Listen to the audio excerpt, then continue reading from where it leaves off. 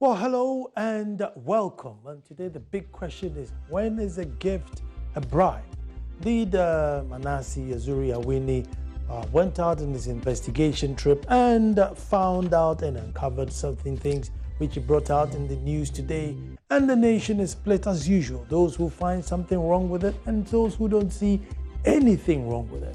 Indeed, Burkinabe contractor who won a contract to wall the embassy in Burkina Faso at a cost of $650,000. After he bought a car and gave it to the president personally, it's a personal friend, why not take this car? Car's worth about $100,000. After he came to Ghana and also won another contract, $29 million to construct a road, which indeed the president says was a very fine road. But then the question is, why did you give the president a gift? Was it to influence more job? Was it to say thank you for the other job? As a president, when is he a private person and when is he a president? Is he not allowed any gift whatsoever? These are the questions on the table. Indeed, sentiments across the country is very split and very sharp. Why not? He's a president. What's a car? Someone says, no, if he receives the car, then what should his ministers do? And this is the debate. What's going forward? What should we do? Indeed, even in the code of ethics, there's a limit to which you can accept. The president says not $50 or 200 cedis. That's just about the limit that you can receive in terms of a gift. These are the questions on the table. Let us argue it dispassionately going forward. Maybe you and I can now agree that, listen, as a president, he's allowed up to maybe, $500,000 in gifts or zero. I don't know. My name is Anansa Kwao the Fourth, Akwamodu Masahini, and also your host. When I come back, we're going to find out when a gift becomes a bribe. Don't move.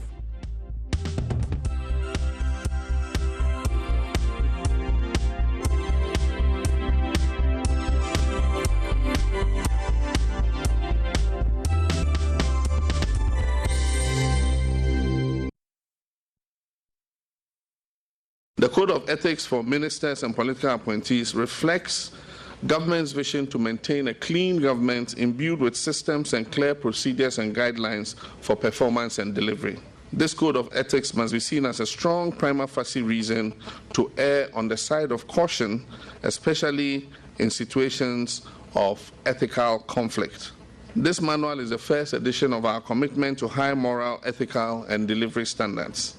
It bears my utmost convictions and onerous responsibilities as President to lead and carry all of you along with me in this solemn oath to uphold the public interest over all other considerations.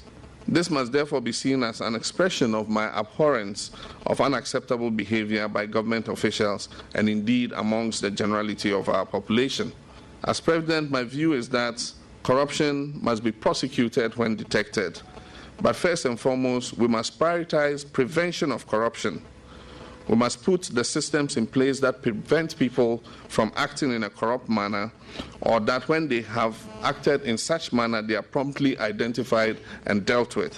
One of the most important ways to prevent unacceptable conduct and abuse of office by public officials is to demarcate the ethical boundaries within which the actions, inactions, and decisions taken by any of us can be deemed to be acceptable or unacceptable.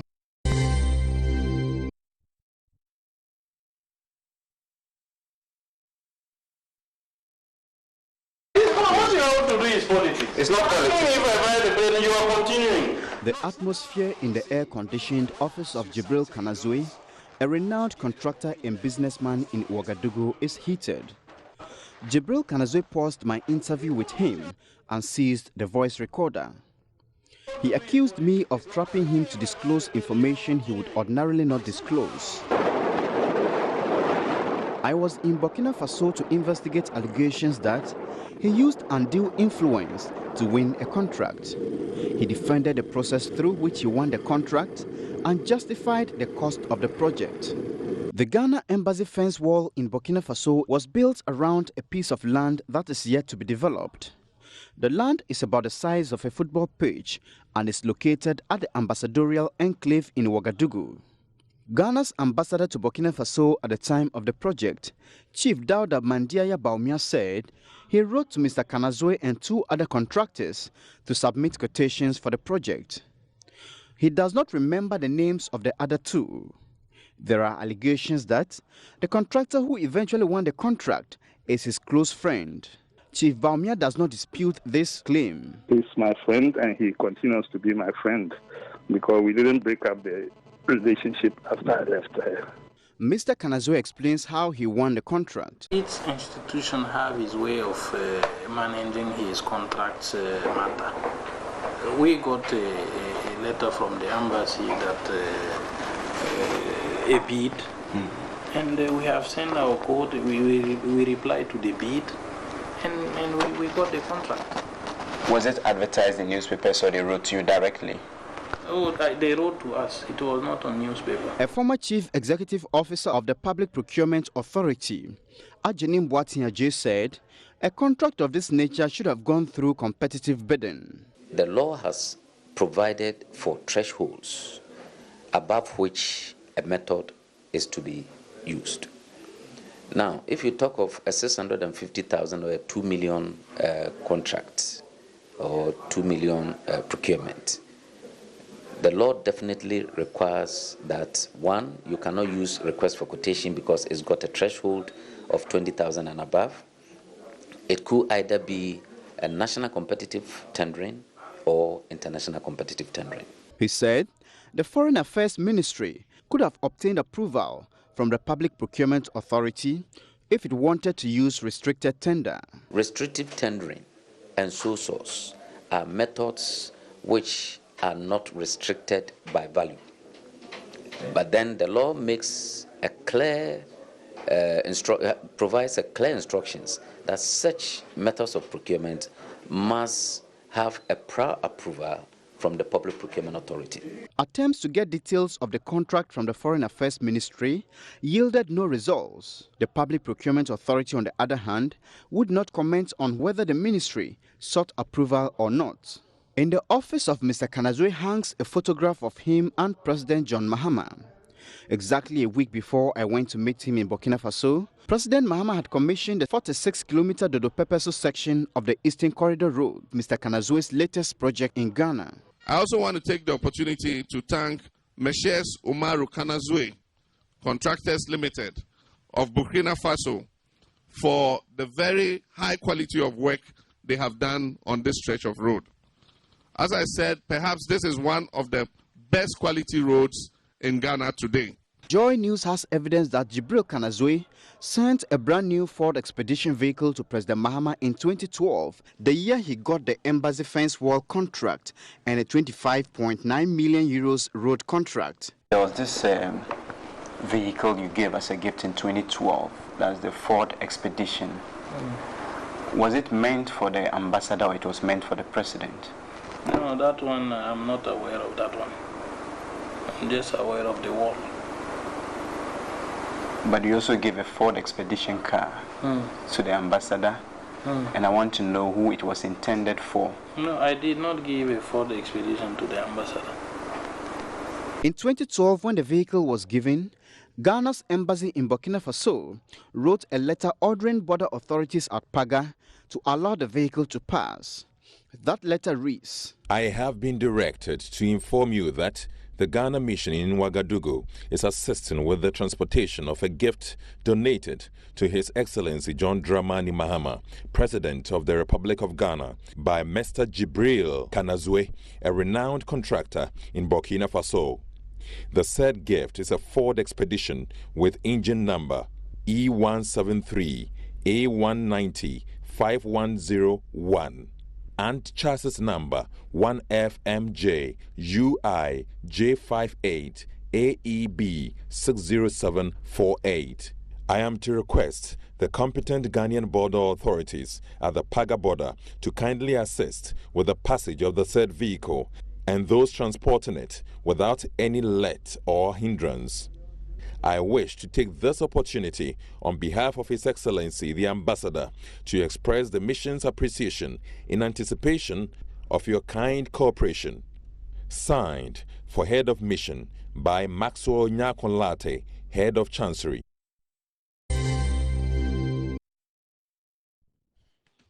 When is a gift a bribe? That is the big question here. When do you give something to a person in its personal capacity, and when does that thing becomes a gift to his official capacity? With me in studio is Dr. Theophilus Richardson, a political scientist, sociologist, all together. Doc, you're welcome. Thanks a lot. Thanks for having me. Good. Let me go to the phone and acknowledge Linda Ofori-Kwafu, Executive Director, Ghana Initiative, Ghana Integrity Initiative. Hello, Linda. Hello, Nana. Good evening. Good evening. Good and welcome. Thank you very much. I know other than other things you would have been here with us, but in any case, you are still here. Linda, the big question is, when is a gift a bribe? I mean, can you know, the fact that he's a president means that that's it, no more gift until he passes, or no more gift until he leaves office? It doesn't mean the president cannot receive a gift. When you look at the documentation and the policy guidelines that we have on conflict of interest that was put together by the Commission for Human Rights and Administrative Justice as far back as 2006. If you look at the president's own code of conduct for his ministers and for himself, if you look at the Public Officers Code of Conduct Bill that is currently before Parliament, the issue of gifts has been provided for, and the fact that the gifts has the capacity, depending on the amounts involved or the quantum, has the capacity to influence a public official.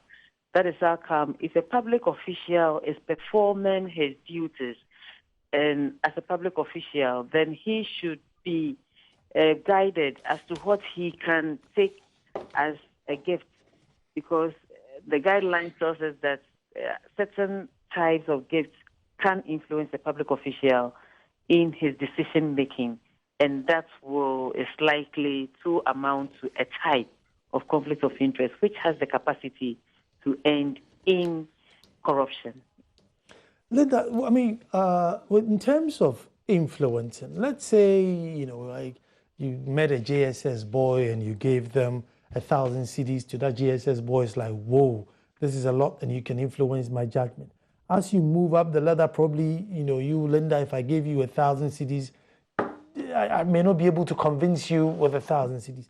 As it goes up to the president, I mean, what would be the threshold? Whole president of a country is 100,000 or a car. I mean, they've got hundreds and fleets of cars. I mean, one more car in the fleet, you know, would it be something that could make him so, you know, overwhelmed that he says, okay, bend the rules for this person?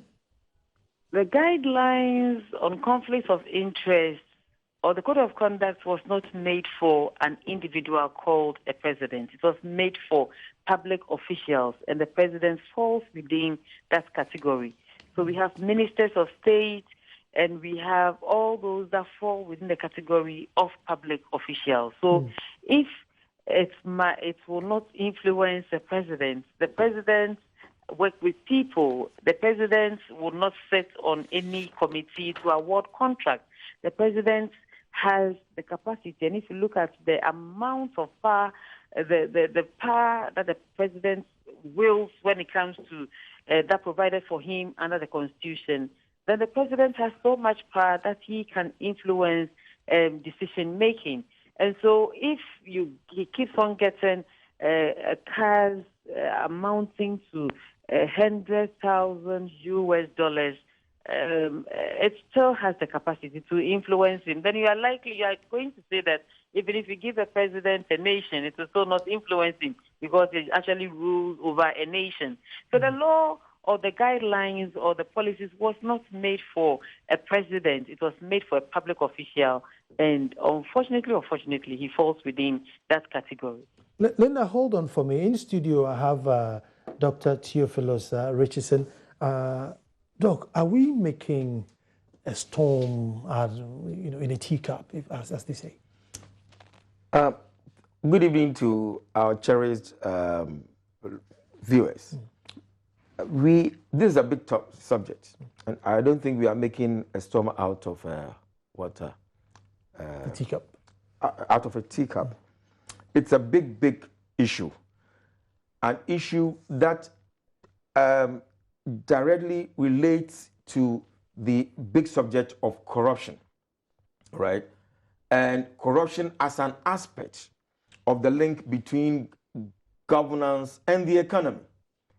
And we know that one of the major barriers to development in most third world countries or developing countries, especially in sub-Saharan Africa, has been the pervasiveness of corruption, which leads to one, reduction in the quantity of public services that could have been delivered were not for corruption. That's a diversion of some of the resources, or the same quantity of public services delivered for a certain amount of money, but reduction in the quality.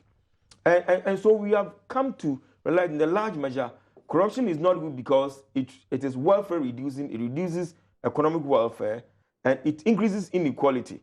There are some instances that we're talking about corruption generally, it can be growth enhancer. But on the whole, corruption is not good for a developing country such as Ghana. And so this is a big subject. Now, I want to deal with this car issue. There seems to be an obsession with cars in this country.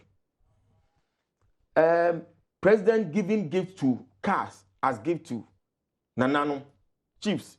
We heard that during the last elections.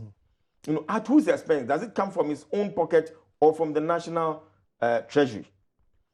And why should Nana be given cars as gifts by president when it's very close to elections? Obviously, to influence them somehow. All right. Then we have ministers. Allegations of ministers or some ministers owning so many cars. There were reports of a minister who lived somewhere in West Legon and had so many cars, over 20 cars parked in his house. So much so that his own sister was upset, when he visited and saw the number of cars parked in his house. Why this obsession with cars? As I speak today, yesterday, the president donated how many cars? About 500 cars to training colleges or whatever. I mean, at a time that I strongly suspect these training colleges need certain basic things to run. I mean, many schools do not even have textbooks. They could need the cars as well. It is not the amount of cars, the cars that, is so much important as the running cost. So I just want to give, say this to support the claim of obsession with cars in this country. Now, about this receiving of gifts and all that. What we are talking about, I'm following on what Linda has said about the conflict of interest and all that, right? The president, as an individual, has a private life, but he also has he occupies a public office, and therefore has a public life. The problem there is how to draw a fine line, to demarcate these two spheres, of life, public life and private life. And when this demarcating line is not properly and neatly drawn, then it leads to problems of corruption, where the president can mix up or expropriate public property for his private use. I mean, corruption is basically the use of public office for private gain. And when the president is not able to separate his public office or public life from his private life and uses public property and resources as though they were his own property, that in itself, by definition, is corruption. And that has been dealt with by, political scientists as far back as the mid-1980s, called and has been referred to as what you call neo-patrimonialism. And it's a big issue. It is this neo-patrimonialism, patrimonialism, what is new about it is that what our system that we are dealing with is based on a modern system of government. We call that legal rational foundations. We have the law, modern law, as you referred to. So in this case, where has the president used his public life to influence this gift? Oh. Now, the president receives a gift from somebody. It's in his private capacity. Well, at the time that the gift was given, was it disclosed? We have the example of Jerry Rawlings receiving or giving a gift by the Malaysians, that they are called Proton. I remember sometime in the mid-1980s. And it was a ceremony that was shown on the telly. And Rawlings, that time, it was fully disclosed. Transparency, which is at the heart of governance, good governance. So if at the time the car was given as a gift, it was not disclosed, then it breaks the rule of transparency, which is at the heart of good governance. Hold on. No. The point there is that... Let me bring Linda. I'll bring you back. Hello, Linda. Hello. This is not as easy as it sounds. I mean, how do we determine that he got this car because of his public office and not because of his, private capacity?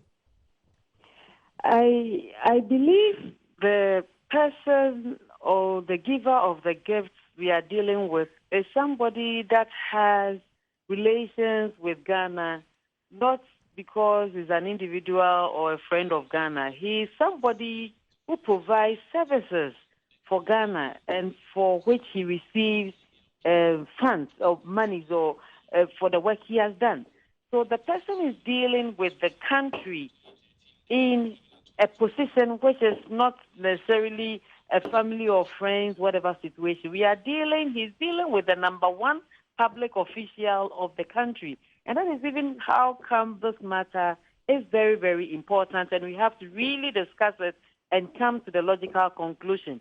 It is very important because we are dealing with the president, and the president is the person who actually make sure he has a code of conduct for his officers. And during the launch of that code of conduct, we all heard how he encouraged or admonished his people to live by whatever has been provided for in the code. Is the president who is one of the Article 71 office holders. The president is a very important public official that we are dealing with.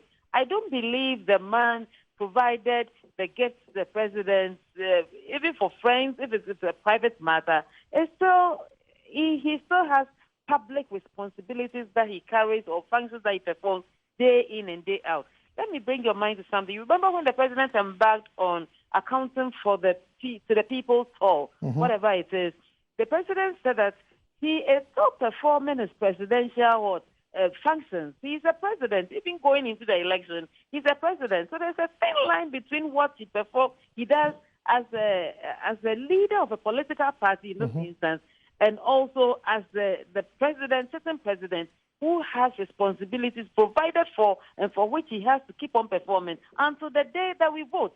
So we cannot just bring a clear separation between his private duties and receiving a gift as a private gift and then a public gift. I don't know whether the gift comes with a demarcation marked. This one is for my relationship with you because you are my family friend, or this is because you're in public office. Because the president has so much power, because the president has so much influence, because it is the ministers of state who account to the president that have responsibility and the agencies that deal with contractors, I think that it is very difficult to draw a clear line between the two. And in this instance, I am of the opinion, and I agree with the people who think that this gift should not have been accepted. If even it was accepted, actually it should have been properly and transparently declared to the nation. The moment that this time that you're having this conversation, that the declaration is coming and that is part of the pool and all those things, does not really sound good. Linda, the Code of Ethics came in 2013.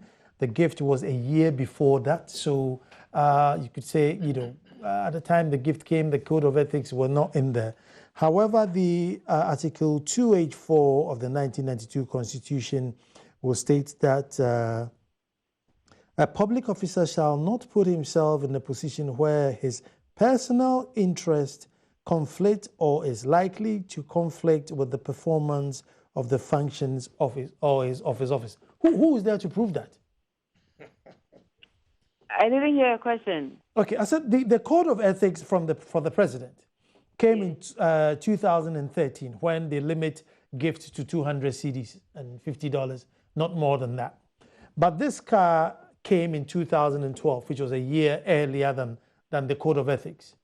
I mean, I don't know if you can go back and you apply the code of ethics law. I don't think it will hold. However, if you look in the Constitution, Article 284, the 1992 Constitution, it states that a public officer shall not put himself in a position where his personal interest conflict or is likely to conflict with the performance of the functions of his office. But I'm saying that in this case, how are you to prove that, oh, just that one car has disoriented the president and therefore he wasn't able to function properly? I think we have institutions in this country, independent state institutions, that have the capacity and the mandate to be able to determine whether the act of the president has or could or is likely to influence his decisions going forward, or even did in the cases that we are referring to, the award of contracts to the month subsequent to the gift. Mm-hmm. So when it comes to the using the code of conduct that came into existence in 2012, 2013, yeah. We know the policies and laws do not take retrospective effect, but then we have guidelines on conflict of interest. Mm-hmm. The same provisions on gifts. It's what we have in the code of conduct is not different at all from what we have in the Strate's own guidelines.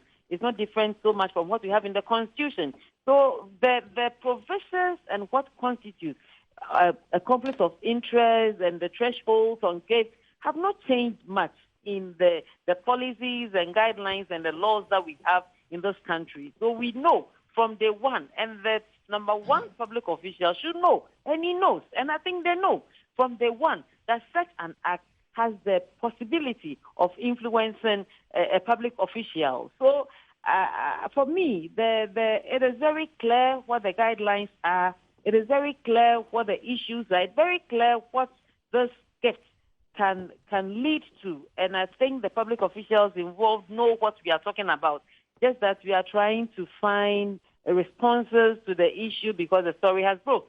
But for me, I think that from the onset, we knew that accepting such a gift by any public official has the capacity to influence this person. Okay, Linda, hold on. I mean, can you prove? Nana, and how can we prove? Nana, there is this fundamental principle that giving and receiving of gifts leads to the presumption, right, of bribery and corruption.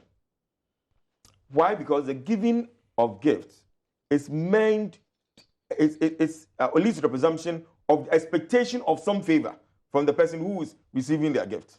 Okay? So people will not ordinarily go out of their way to give public officers gifts in the performance of their duties. All right? Now, how can it be proved? We have to go back to the values and goals of the society. And these values and goals of the society are underpinned by what we call the rule of law. And the rule of law does not only mean what is done in the courts. It has to do with the rules, the norms, the procedures, and the processes which must guide the conduct of the performance of the duties and responsibilities of the president. And these rules or processes and procedures have been crafted in such a way that the president should not put himself in such a position as would lead to conflict of interest. All right. So that is why I made the point that when the gift was received or was given, it should have been disclosed. In order to... How? In Daily Graphic, National When TV? Rawlings was given a gift by the Malaysians, it was a news item. We watched it on GTV. That we have made a car Proton and we give one to Ghana. Rawlings received it for and on behalf of the Ghanaian state, not for himself. All right? Because there are certain institutions or rules or procedures that must be satisfied. Otherwise, he can expropriate that car as his personal value. I mean, when ambassadors and whatever finish their, complete their whatever, and they are leaving, and they are presented with this, and they present gifts. Those gifts are not meant, to be expropriated or to be the personal property of the president or whatever. They are meant for the state, and therefore they must be registered, disclosed, and registered. Okay. So in this case, we can go back to the rules of the land, including the Constitution, to find out whether there has been a breach of any of these rules. Nobody will go out of his way to give the president a Ford car valued at $100,000. After all, what does the president need the car for? And subsequent to that, we've learned some contracts were awarded. Let me catch up with these messages here. Now, the nation's heartbeat, Ghana Premier League, shows every Saturday on your leading channel, Adom TV. For all the cheers, jeers, tears, suspense, and thrills, don't miss the Never Say Die, Accra Hearts of Folk, the Fabulous, Kumasi, Asante Kotoko, the Mysterios, Ebusia Dwarf, Sekendi, Hazakes, and the new kids on the block, Mediama, Liberty Professionals, Brekum Chelsea, Techiman City, Wild Stars, New Adibiasi, and all other premier giants on your favorite channel, Adom TV, every Saturday. It's the Ghana Premier League, only on Adom TV. Yeah, what Azoye. I'm going to take a break, and then when I come back, we'll look at the culture. I'm coming straight back. I'm taking a break. Before you go on break, when I come back, let me emphasize this point before you go on break. Okay, thank you very much for staying. And the big question is, when does a gift becomes a bribe? But the thrills on multi-TV just got more exciting. Joy Prime continues to give you real entertainment. Adom TV introduces the next Chi novella, Vera. Your election headquarters, Joy News, is giving you all the first-hand and accurate information to make a discerning decision about this year's election. Spread the good news. Inform all your contacts who lost their signal after our upgrade to quickly reconnect their multi-TV to catch up with all the excitement on multi-TV. They can either contact an accredited dealer or an accredited installer in their localities, and can also call multi-TV on the following numbers for assistance. Now write the numbers down, and maybe if you have your mother's box has gone off or your friend's box has gone off, take the numbers down and pass it on to them. 0302 211 693 or 03030 2211 694 or 030 695 0244 340 415, and the last number is 0244 340 424. Date starting 9th June 2016 and ending 30th June 2016. Oh, that's my LPM date. I shouldn't have told you that. But when is a gift becomes a bribe?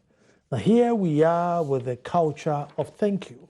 We live in a culture where thank you is almost mandatory. I mean, can we, live away from that? And, Doc. Yes, then for this issue of gifts and all that, here we have it has to do with social change. And we have a clash of modern system, of rule with the traditional system of rule. I think in our traditional system of rule, we can go to the chief and present the chief a cow, a goat as gifts. And society may not see anything wrong with that. Mm-hmm. But in modern system of rule, right, an attempt or an effort, a big, huge effort is made, to separate what constitutes a gift from what could be a bribe. And that has to do with the value systems of the two. So to be able to deal with this, we have to go back and ask ourselves, what is the value, set of values and the goals that we want to protect and preserve under a modern democratic system of government? And I may pose this question. Why is it that how many car gifts have been received by Angela Merkel? or the Prime Minister of David Cameron? Why is it that they don't receive big cars as gifts? Why? Why is it that only African heads of state or prime ministers receive cars or gifts all the time? And in modern democratic systems of government, maybe because they have good transportation system. Well, we'll come to that. There's this. The reason has to do with what Linda, I think, intimated. Has to do with power and the exercise of power. That because the president can exercise so much, as a public official, can exercise so much discretionary power, discretion, which can be translated into power. Rules are put in place in such a way that, he will be prevented from receiving gifts which could influence his decision to give one individual some favor over the other in the performance of his public duties. So the whole issue has to do with the discretion of power. And economists have used this, to address the problem of corruption. So if the individual is in a position, that enables him or allows him to exercise some discretionary power, then any gift that is given and that is received by the individual, could constitute a bribe, because it will influence his delivery of public services, to extend some undue favor or unmerited favor to an individual. So the whole thing has to do with the rule of law, that's the processes, the procedures for the conduct of public office in modern democratic rule. And under these circumstances, I think there has been breach of the principle of transparency, in the performance of the president's duties. Subsequent to that, this individual received some contract. Is that not so?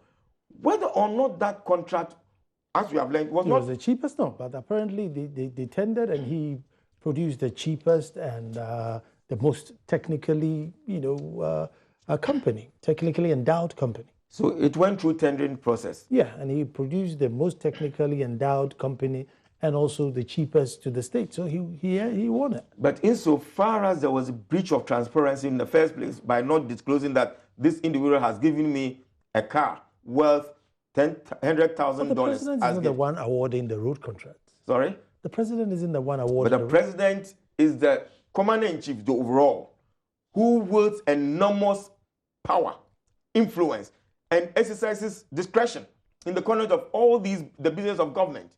And so the allegation has been made that it is possible that some information were even given to this man during the tendering process to lower his bid. So we are dealing with a fundamental problem here in governance. Insofar as there was the rule of law was not, or due processes were not followed, insofar as the principle of transparency was breached, insofar as there was no good governance, corruption may have resulted. And corruption is a crime.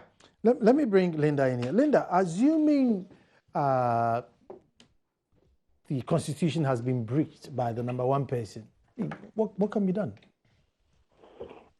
The matters we are discussing today, this is not the first time a public official has engaged in an act that is likely to constitute conflict of interest. And as I said, which can lead to corruption. And so we have cases that STRAJ has handled in the past. And if you look at the mandate of STRAJ, it has the capacity to actually look at this issue. We have done it in the past. I remember the case that Kuba took to STRAJ involving a public official who took some huge amounts of money in relation to the reassurance something. I've forgotten the details of the case. But in that particular case, the person thought it was a gift, but I think it was determined it was not a gift. So STRAJ has the responsibility currently to deal with such matter. So if we really want to follow it up, I think STRAJ is a place we can actually go. But we cannot, or we might not be able to also go to STRAJ as we sit or as we talk now. Might not be properly constituted, because the Constitution says that we should have 3 commissioners at a time, and currently we do not have 3 commissioners at STRAJ. That's the matter we have mentioned in the past. We have an acting commissioner, and another commissioner. So the third commissioner is absent. So if knowing Ghanaians, if this matter should go to Shraj, for Shraj to determine, then somebody can also go back to court and say that Shraj does not have the capacity to listen to the case. If even somebody makes a complaint, we've not forgotten Dr. Anani's issue before Shraj, which finally was actually quashed by a high court on grounds that there was no complainant. So there are avenues that we can actually go to get to the logical conclusion of the matter. But it's very important we do that.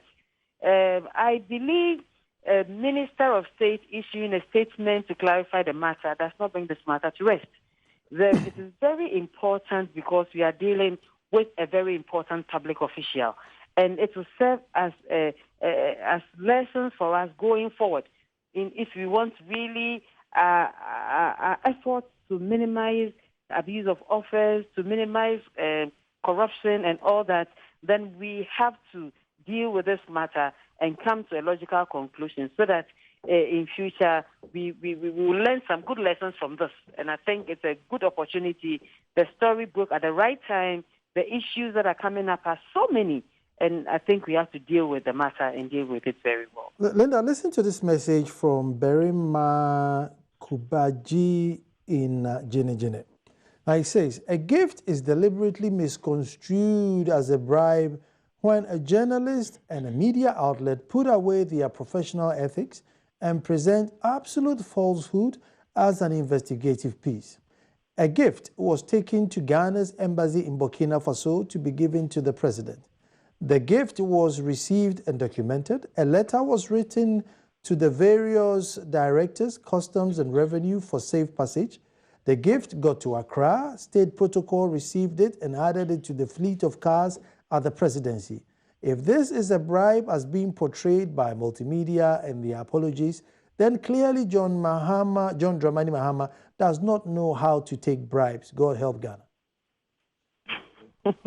That's quite interesting, and that's an opinion of an individual that he is entitled to. But it's obviously, I think, he's trying to be very mischievous here, but he has the right to hold that opinion. I don't share that opinion with him. A matter has come up of such importance that we need to discuss. So I think it is good the Manasseh broke the story. It is good Joy has done that. It's good the minister has come out to issue a statement trying to clarify. But it's also good we actually discuss this issue in line with the policies and laws and guidelines that we have on the subject. And I think the discussions that we are having is good. Let me come to studio and, you see, are we being hypocrites? All these political parties coming to campaign, you see pickups jumping up and down, up and down. I mean, are we saying that, the leader of those parties are the ones that put their hands in their pocket and buy all these cars?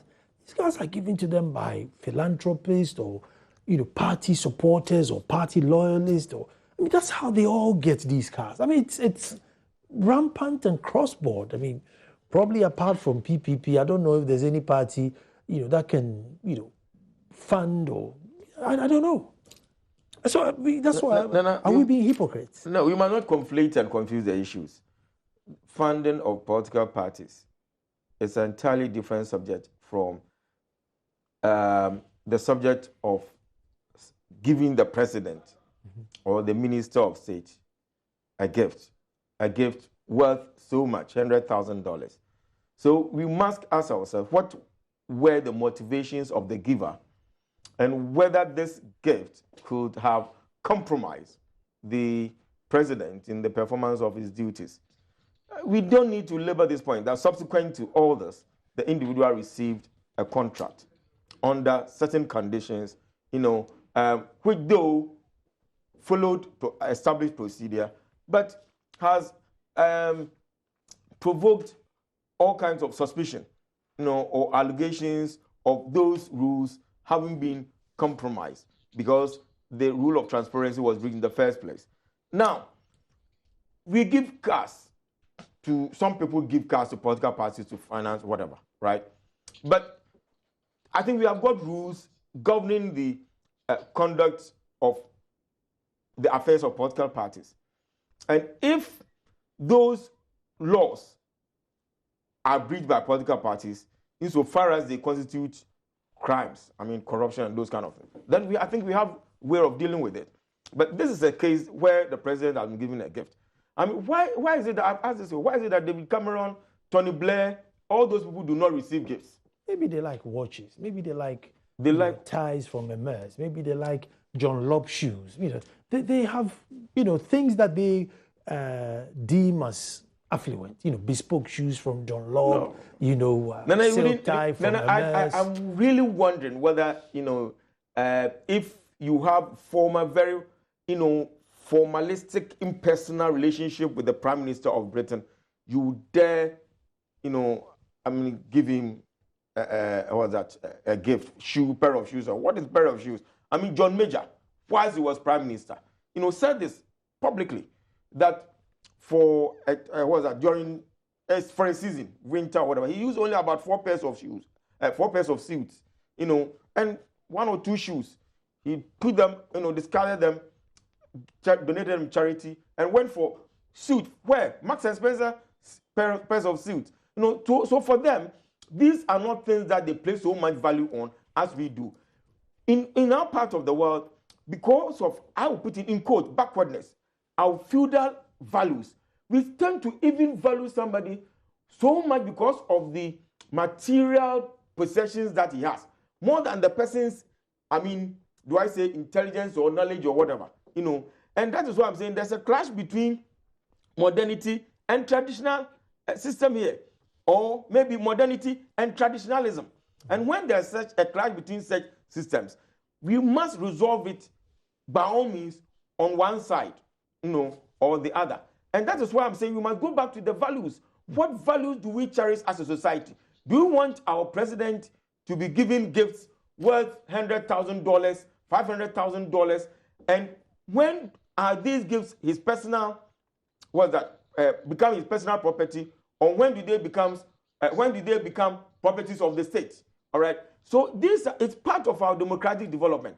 I think what we have failed to do over the years is that there has been so much noise, there has been so much confusion, that we seem to have confused and conflated so many things, that now we can't find our way forward. Why is it that a minister of state comes into office within 3 years or 4 years, that minister acquires so much cars?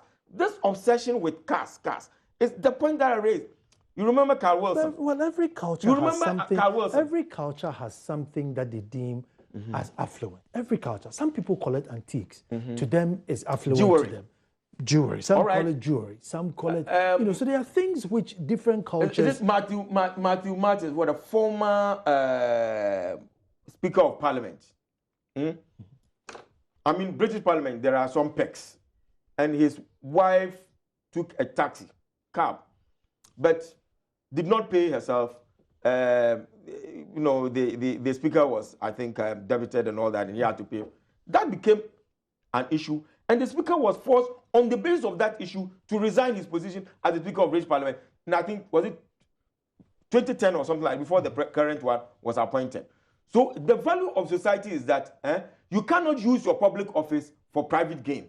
And therefore, if the president, as president, receives a gift in the performance of his public duties as president, then there is the case that he may have compromised his position. And that becomes what? A bribe or corruption. Because that person who gives a bribe expects some favors from the president. All right? In our case, that is their case. We are conflating as that's why I said that a chief can receive a cow or a goat or a kente cloth as chief. Over the years, we have not been able to separate these two roles or offices, as we have adopted the democratic system, modern democratic system of rule. So there's a conflict here. But I think that in the hearts of Ghanaians, we will not want our president to be given and for him to receive gifts worth $100,000 from a private individual who is in a formal relationship with the state to deliver some services. I'll take a break here, but if this 100,000 is now in the presidential fleet of cars serving Mother Ghana, what's the big deal? We're coming straight back.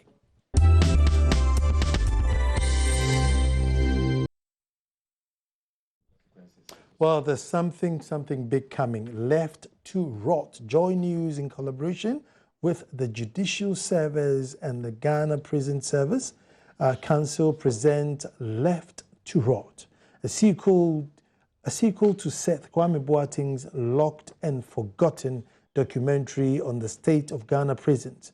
Official premiere is at the auditorium of the new Judicial Court Complex in Accra.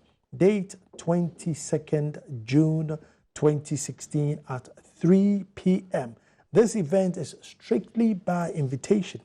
So you have to kindly call 0243 149 169. 0243 149 169 for more information. A sequel to Seth Kwame Boateng's Locked and Forgotten documentary on the state of Ghana prisons. Official premiere at the auditorium of the new Judicial Court Complex in Accra. 22nd of June 2016 at 3 p.m. Strictly by invitation. If you want to go, call this number 0243 149 169. And let me remind you, Seth Kwame Boateng is also the Abakoma Hene of Dumasa. So Seth is on Hene in the Dumasa. So that's my chief, So Dumasa is making waves all over.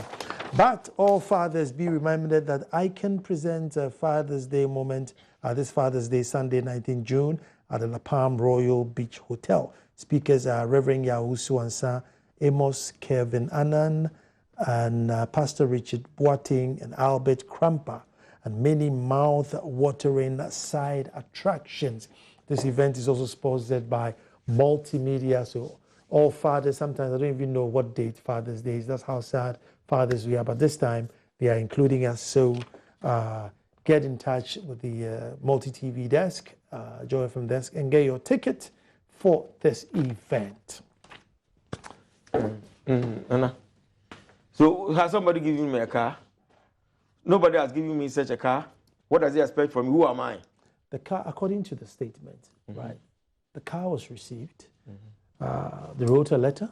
It shouldn't have been accepted in the first place. They paid a tax on the car. I mean, what is one car in the fleet of cars? I mean, yeah, this car. So then how can that influence? So how is that going to make any influence? That's the thing. It shouldn't have happened in the first place. No, but how is that going to make any influence? If you look at the number of four-wheel drives that jump up and down in this country, what's one expedition? The person is in a formal relationship with the state of Ghana. Delivering services on contract, to the state of Ghana. And therefore, when the law is corrupted, it can lead to a reduction in the quantity of the the services that should have been performed, or reduction in the quality of the services that should have been delivered by that individual. But then which is all corruption is about. No, but the 46-kilometer road at Dodi Pepeso is supposed to be, fantastically executed. Well, they are claiming that he went through the tender and all that. We don't know whether the tendering process was even compromised. You wouldn't doubt Idrissa Hussein. Idrissa Hussein said, look, I put out a tender, and he bid, and it was the lowest. And this is a person who gives the president a gift. Well, so what? Because he gave a president a gift, you won't be able to give a lower bid? Yeah, that's what I'm saying. The once that happens, then there's the possibility. You remove the doubt. You give people the chance to speculate that the president, the law has been corrupted, the president has been compromised, and even though the individual... Won't that happen if, let's say, the company wasn't competent enough, you shut them home and all of a sudden they want it. But this is a company that's as part of the fundamental values, underpinning a modern system of governance, where we have the rule of law, transparency and accountability.